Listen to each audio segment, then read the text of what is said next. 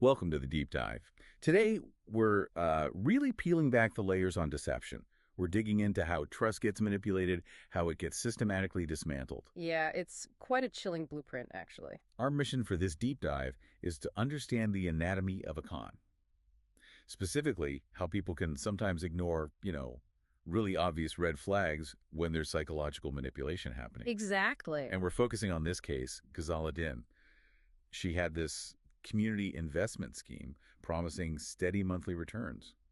Sounds good, right? Sounds tempting. But what she actually delivered was, well, a masterclass in manipulation to dozens of unsuspecting people. Right. And what's fascinating, or maybe disturbing, is how quickly those promises just evaporated. Dissolved, yeah, into Yeah. this predictable pattern. First excuses, then evasion, and finally, outright intimidation.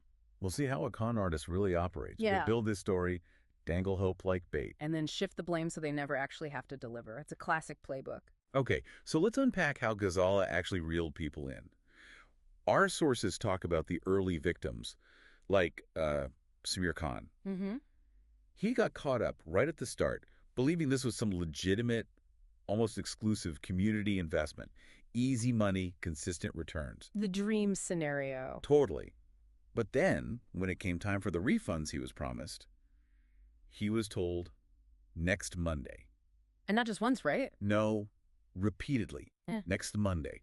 It wasn't just a simple delay, was it? Feels like something more deliberate. Oh, absolutely. That's not just stalling. It's exploiting something psychologists call intermittent reinforcement.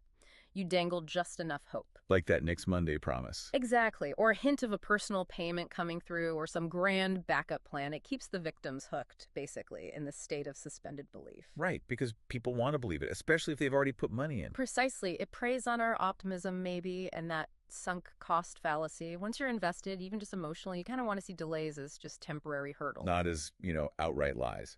Not as deception. Yeah. Which seems so obvious now, looking back. Those red flags. But then you have Aisha Patel.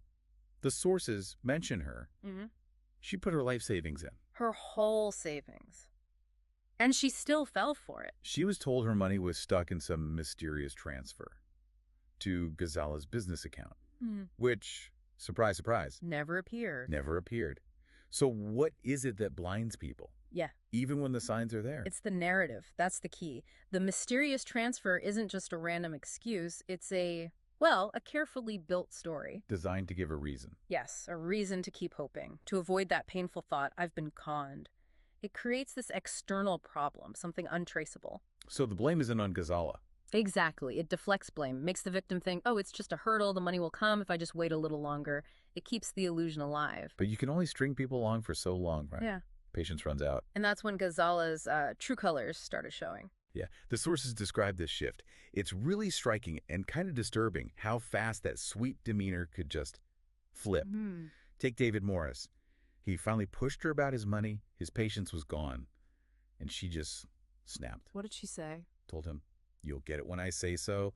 Push me again and maybe you'll get nothing at all." I mean, that's a huge shift from the initial charm. Wow. Yeah, that's direct bullying. It really is. And if you connect that to the bigger picture, it reveals a calculated escalation, doesn't it?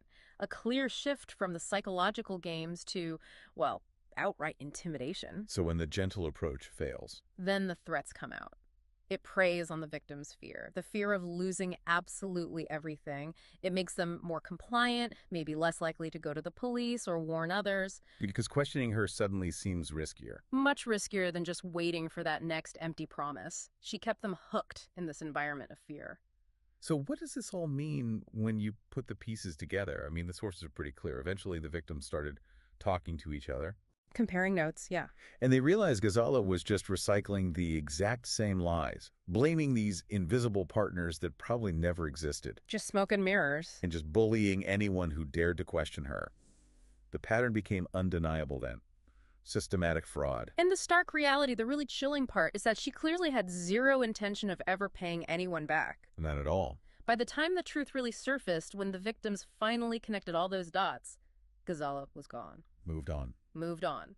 Already searching for her next target. It's a really stark reminder of how these schemes operate. They move through phases, build trust, then the endless excuses, then the threats, and finally, Poof. Disappear. Yeah. leaving behind financial ruin and, well, a lot of emotional damage, too. Absolutely. Devastation. So this deep dive into Ghazala Din's tactics, it really offers a powerful lesson, doesn't it? Deception often follows this predictable, escalating path. Build false hope. Maintain it with delays. And then resort to coercion when that stops working. It's like a blueprint for manipulating trust and exploiting hope.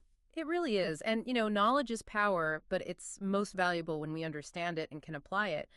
This whole story makes you consider, doesn't it? Yeah. Knowing these stages, these psychological traps she used, what specific red flags might you recognize earlier now? And maybe how might you protect yourself or even others if you encountered something that just felt a bit too good to be true? That's the critical question, isn't it? Something to really think about.